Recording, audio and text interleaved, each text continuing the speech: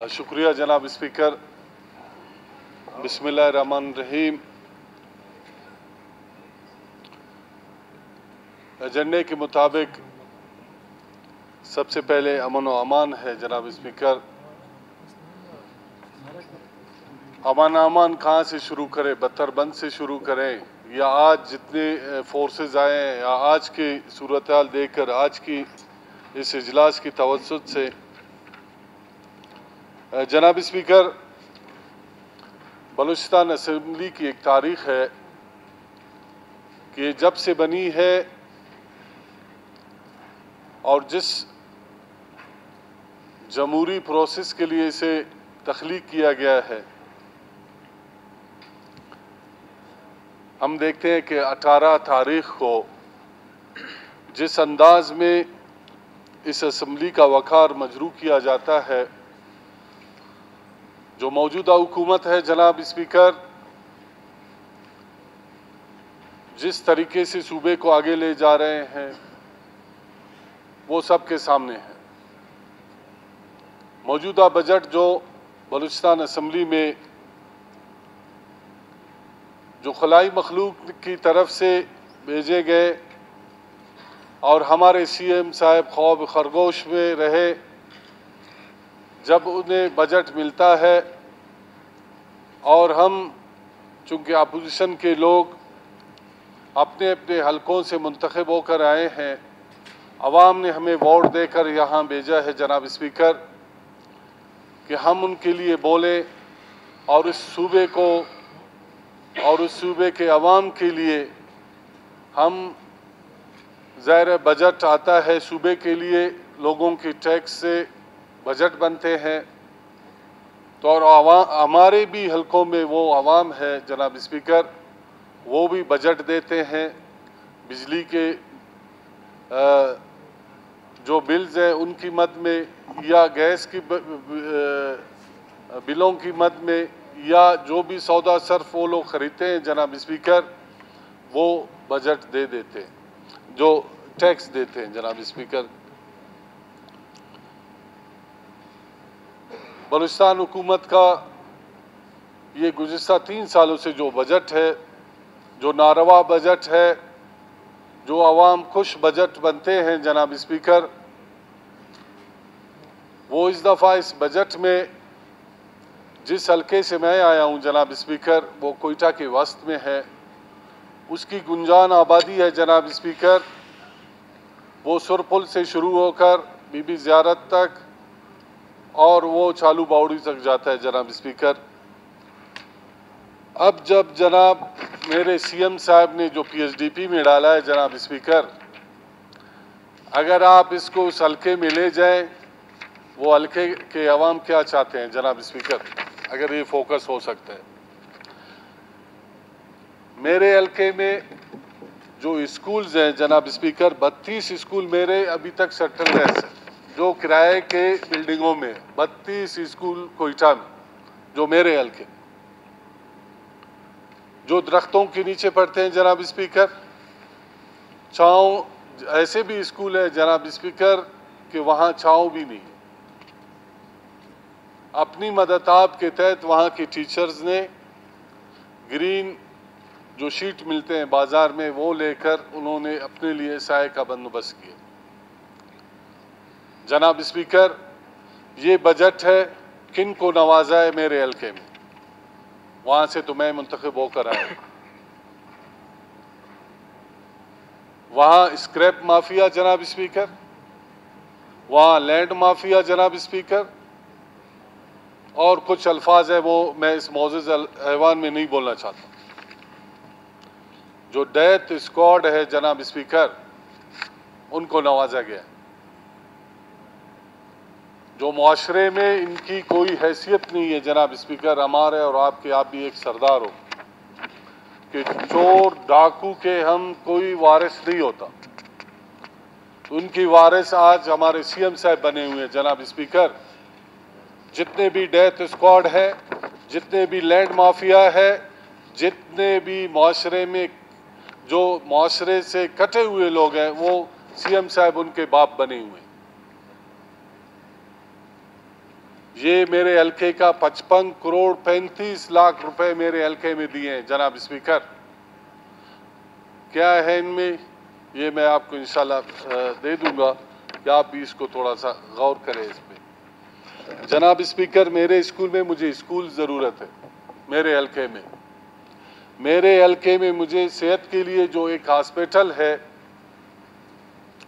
School 3 दफ़ा मैं एक स्कूल डाल रहा हूं जनाब स्पीकर, जो हाई सेकेंडरी स्कूल कमरानी रोड पर CNG पंप के साथ। 3 दफ़ा मैं उसे कोशिश कर रहा हूं कि अपने उस इलाके की जो तरजीहात है लोगों ने मुझे दी है उसको इस PSDP में मैं शामिल करने की कोशिश करता हूं,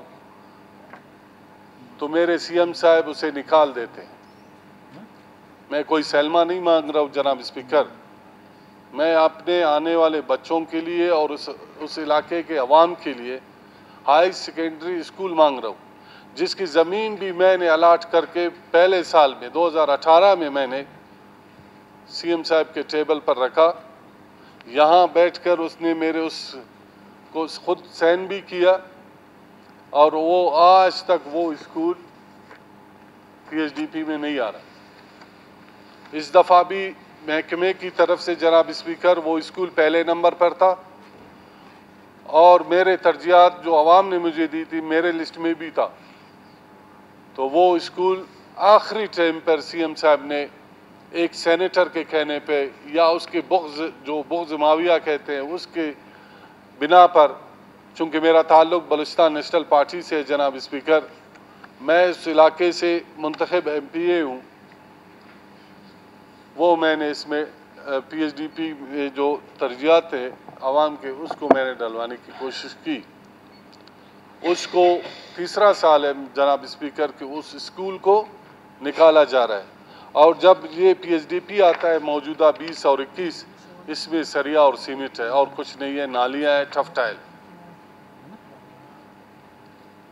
बाजा कोयटा के गुंजान आबादी है जनाब स्पीकर, कोयटा शहर में स्कूल इतने कम हैं और अगर है भी उनके तादाद इतना ज़्यादा है। कोयटा की आबादी अब बढ़ चुकी है जनाब स्पीकर।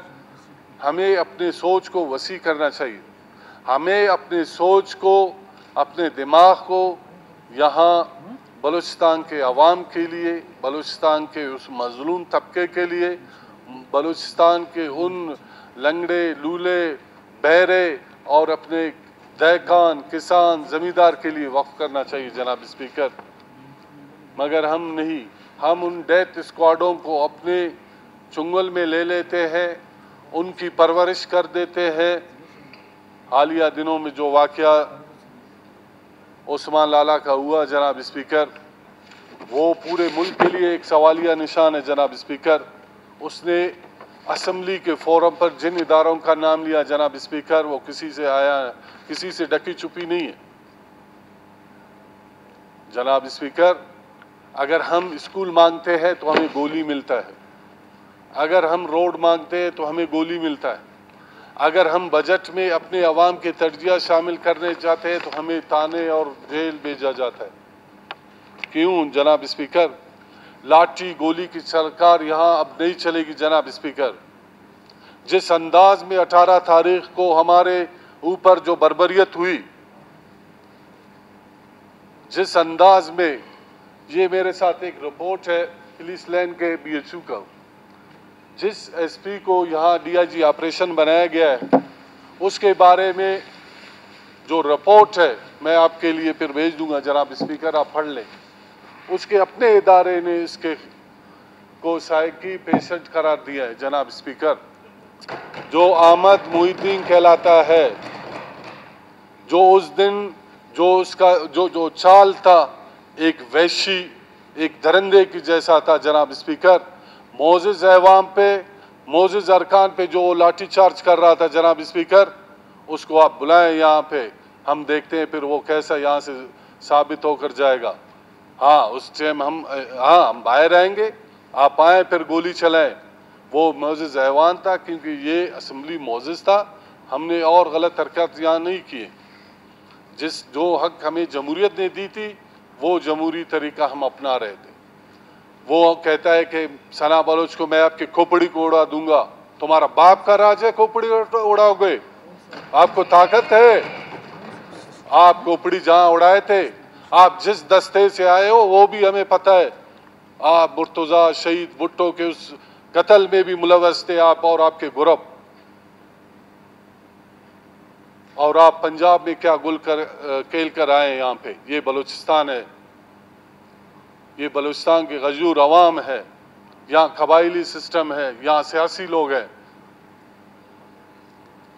जनाब स्पीकर, जिस अंदाज में बत्तरबंद गाड़ी असेंबली के वकार को रौंद कर अंदर आता है, यकीनन यहाँ जब आप इस मनसब पर बैठे हैं जनाब स्पीकर, और जितने भी हम यहाँ खड़े हैं, हमें उसके खिलाफ एक इस्तेकाक जमा करना चाहिए कि इस बंदे ने क्यों ऑर्डर दिया, ऑर्डर किसने दिया।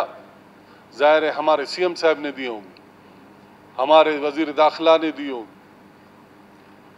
तारीख उन्हें माफ नहीं करेगा जनाब स्पीकर कि हमारे मोअज़्ज़िज़ ऐवान और हमारे मोअज़्ज़िज़ अरकान पे उन्होंने गाड़ी और बत्तरबंद चढ़ाई, हालात खुद खराब किए जनाब स्पीकर। उस दिन उन्होंने, हम तो बाहर थे जनाब स्पीकर, हमें कहा गया कि आपके दोस्तों को शहीद किया गया है। असेंबली के अंदर से हम पे आंसू गैस शेलिंग शुरू हुई, असेंबली के अंदर से। उनको ऑर्डर किसने दी जनाब स्पीकर? स्पीकर मौजूद नहीं, आप मौजूद नहीं, तो उनको असेंबली के अंदर से शेलिंग और बत्तरबंद गाड़ी चढ़ाने का किसने ऑर्डर दी? कोई है जुर्रत वाला जो माने कि मैंने किया है? कोई है किसी में जुर्रत कि वो आकर इस असेंबली में बोले कि मैंने चढ़ाए? हमारे कबायली रिवायत है, हम माफ करना भी जानते हैं। वो माफी मांगेगा हमारे मोअज़्ज़िज़ अरकान से, जो भी है। सिद्दीकी साहब का दस्तार गिरा है जनाब स्पीकर, आप एक सरदार भी हो और आपका एक मनसब भी है। अगर हमारे जितने भी तनाज़ात हो जनाब स्पीकर, कोई सफ़ेद रीश वहाँ खड़े हो तो वो हमारे जितने भी बड़ा मसला हो वो रुक जाता है। नवाब असलम रहसानी हमारे बीच में था, सरदार साहब, वो वहाँ बैठे थे उस गेट पे। हमारी दोस्तों की ये राय थी कि वो सीएम साहब जब आएंगे एक बड़े को देखकर वो रुक जाएंगे, उससे बात करेंगे और ये मसला 1 सेकंड में हल हो जाएगा।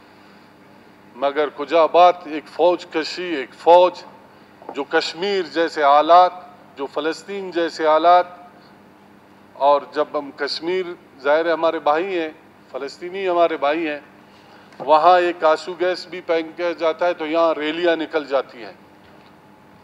तो कहाँ है बलूचिस्तान के असेंबली के मेंबरान पर जब टैंक चलाए गए, लाठियाँ चलाई गई, कहीं और सूबे में कोई ऐसा एहतजाज नज़र आया? कश्मीर में आया या फ़लस्तीन में?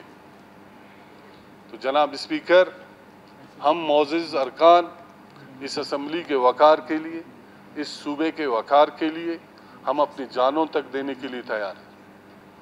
मगर जो तरीक़ा हुक्मरानी है, बादशाहत नहीं चलेगी यहाँ पे।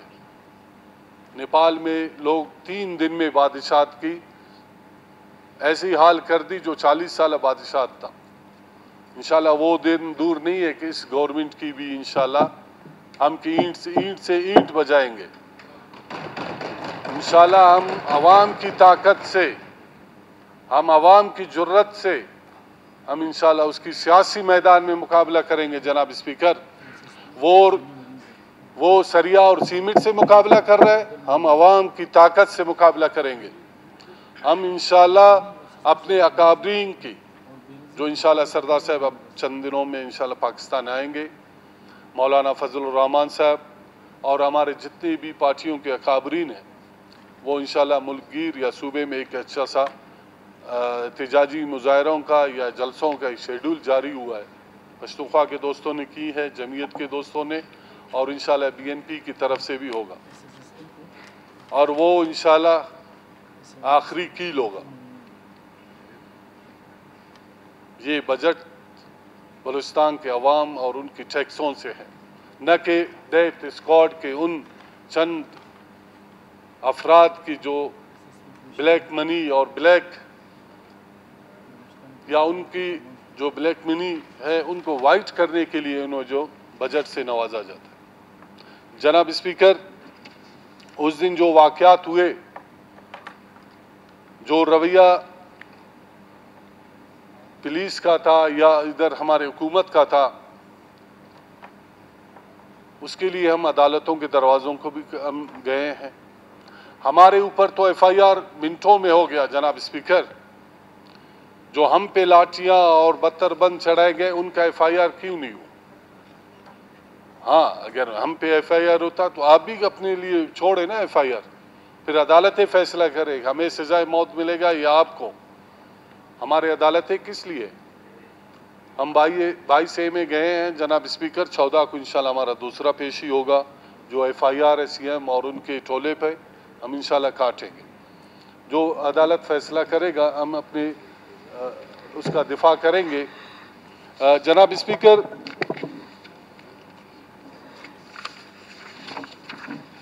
वज़ीर आला साहब का मिसिंग पर्सन के बारे में आज एक बयान लगा है।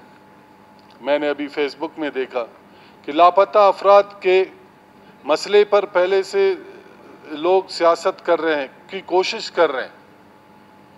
अच्छा जाम साहब, अगर हम कोशिश कर रहे हैं तो आप एक कोशिश करें, तो आप लोगों के ये मसला हल करें। हम उन पर कोई सियासत नहीं करेंगे।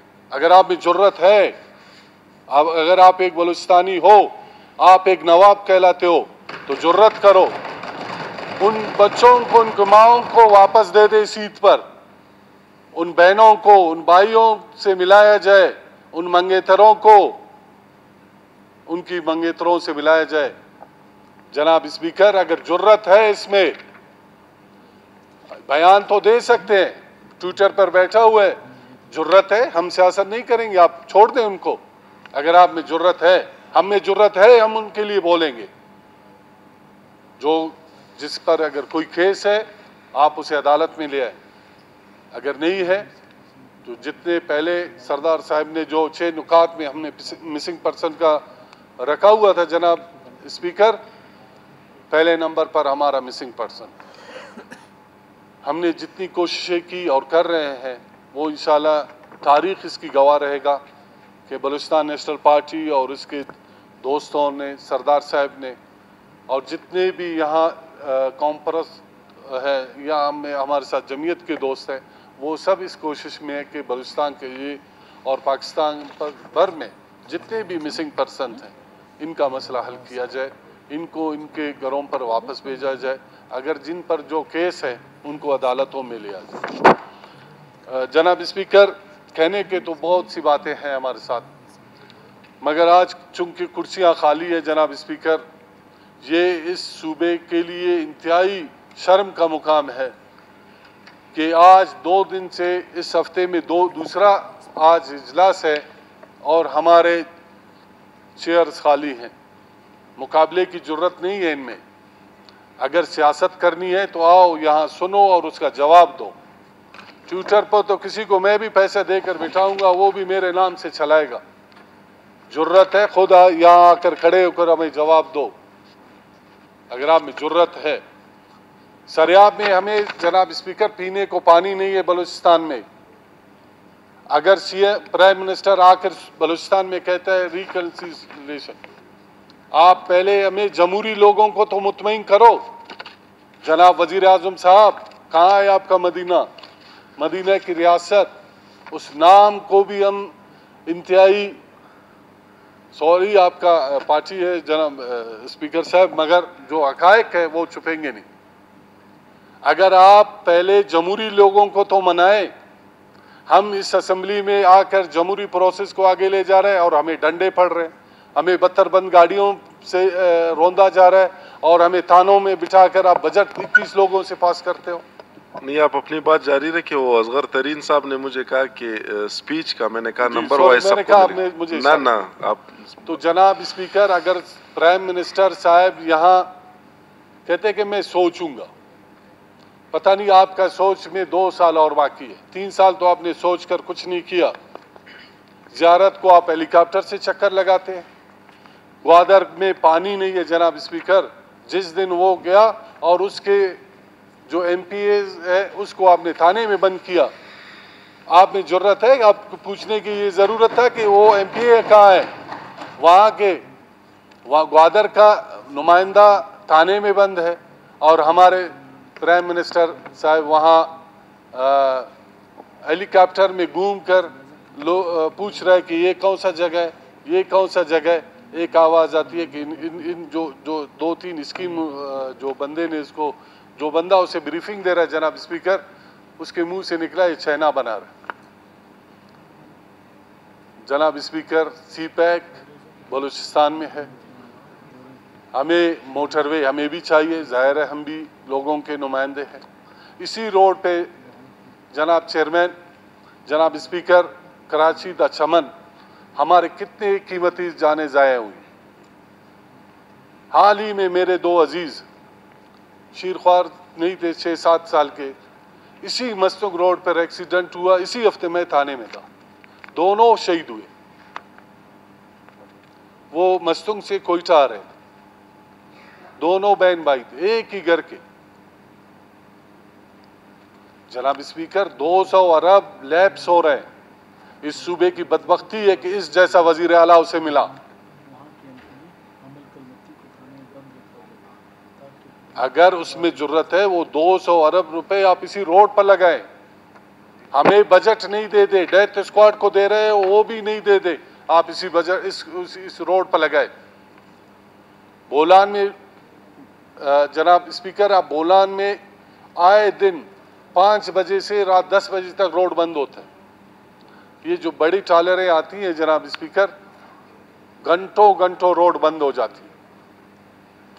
ना वहाँ लेवीज नजर आता है, वहाँ न एफसी आपका नजर आ जाता है।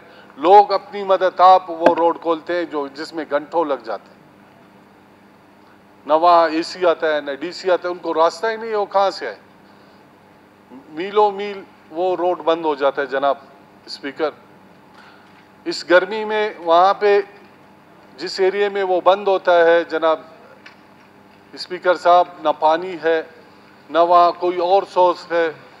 वो जो गर्म इलाकों से लोग हमारे कोयटा की तरफ आते हैं जनाब स्पीकर, वो उनके बच्चे वो बिलख रहे होते हैं। वहाँ पानी नहीं होता, वहाँ और सहूलत नहीं है, पहाड़ है, दर्रा है। अगर कुशादा करना है तो आप बोलान रोड को कर ले जैसे आपने फोर्ट मंडू को किया। अंग्रेज ने जो पोले बनाई है वो ही रोड का नक्शा है।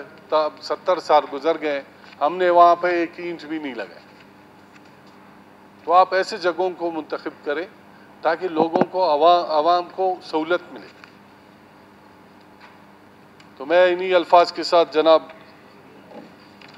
स्पीकर, जो सरियाब के अवाम है या बलूचिस्तान के अवाम है, जहाँ जिस चीज़ की ज़रूरत है मुंतखब नुमाइंदों के थ्रू वो तजावीज़ जो हमें दी थी वो हमने सबमिट नहीं की, क्योंकि बजट से हमें बजट के दिन हमें कैद बंद में 14 दिन गुजारना पड़ा।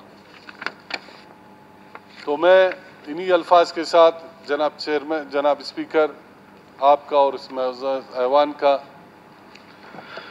शुक्रिया नवाज बलोच साहब। मैं आपका शुक्रिया भी अदा करता हूं कि आपने मुझे गौर से सुना और खाली कुर्सियां थी हम बोलते रहें, और जो आवाम की आवाज़ थी, जो हमारी आवाज़ थी, वो आप तक पहुंचाएं और मौजूद ऐवान तक।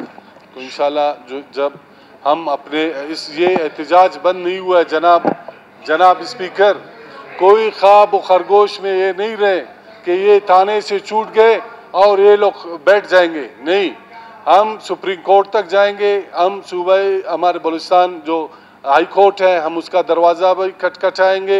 हम इस PSDP को हज़म करने नहीं देंगे।